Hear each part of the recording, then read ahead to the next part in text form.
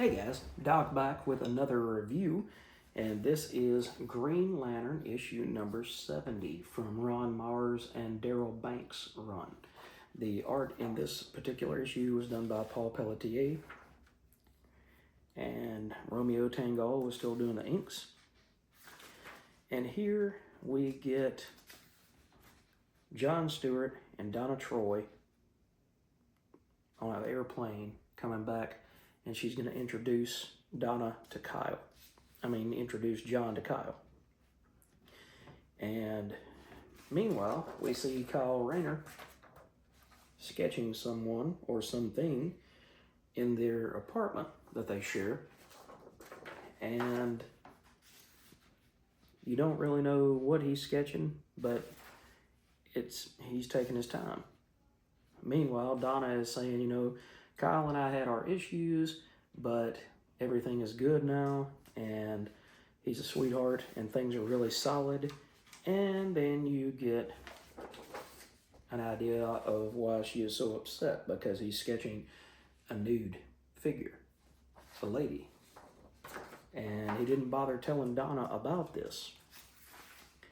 And so she runs off, and Donna and Kyle have one of those adult conversations about, you need to tell me why you're doing these things. You need to let me know, where I stand and why you wouldn't be so disrespectful to me to do something like this without talking to me.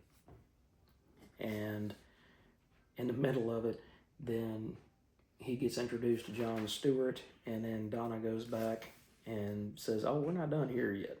So John says, I'm going to step outside and let y'all have this conversation. Really, it's okay. And so he goes outside, and Donna and Kyle get into it. And she says, I spent all this time getting John to come see you. He's a Dark Star now. He's not a Green Lantern anymore, and you make him leave. And he's like, look, this was a harmless thing that you're blowing out of proportion.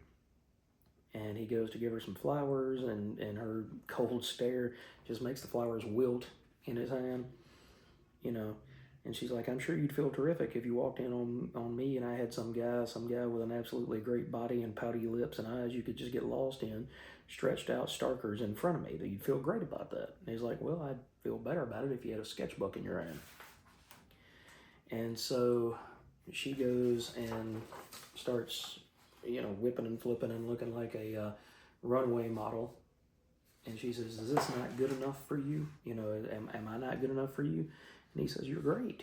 You're more than enough. And she just keeps on. And she says, left on your own, you just don't think. It's the usual story, Kyle, no sense of responsibility. And he says, that's not true. And he says, so again, you still think I'm some irresponsible kid.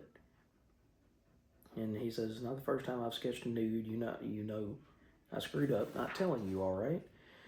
And so it just continues on, and it builds just like a real argument in a relationship. And finally, in the end, Donna looks at him and says, I hope that's not what you need, he says, I hope that's not what you need, too much else in my life right now to be taking care of a high maintenance, she said it. Taking care of a high-maintenance guy. I hope that's not what you need, because I'm not going to do it.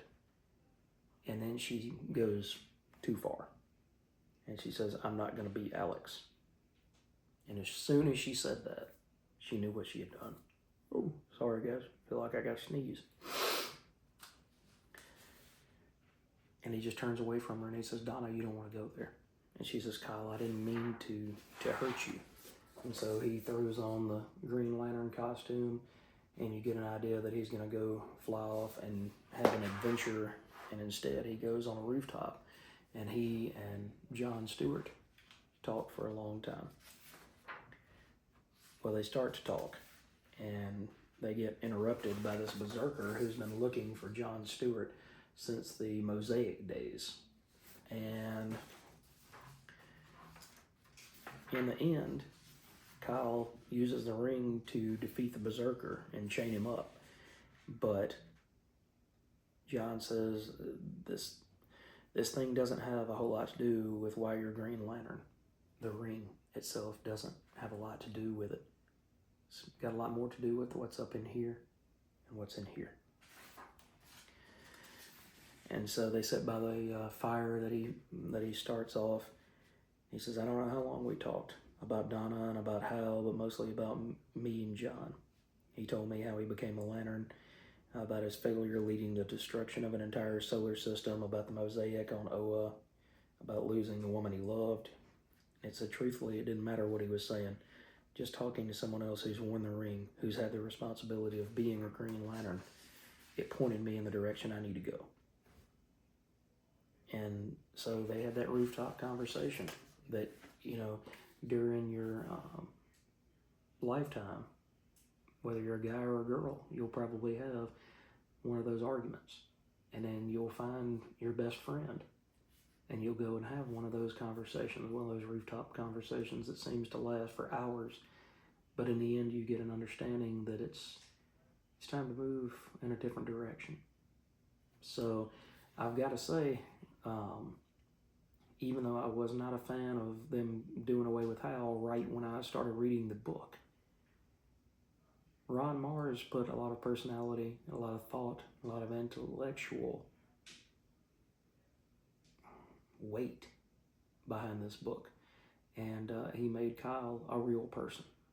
He brought him out from being just a Spider-Man clone, a Peter Parker clone, into having his own set of villains, responsibilities. And he's turned him, and eventually DC has turned him into one of the greatest Green Lantern characters of all time. So that is the review for Green Lantern number 70 by Ron Marz, Paul Pelletier, and Romeo Tanghal from all the way back in, it says January of 96, so that means it came out around Christmas time of 95. So thanks for joining me again for this retro review, guys, and have a wonderful day, and we'll catch you in the next video.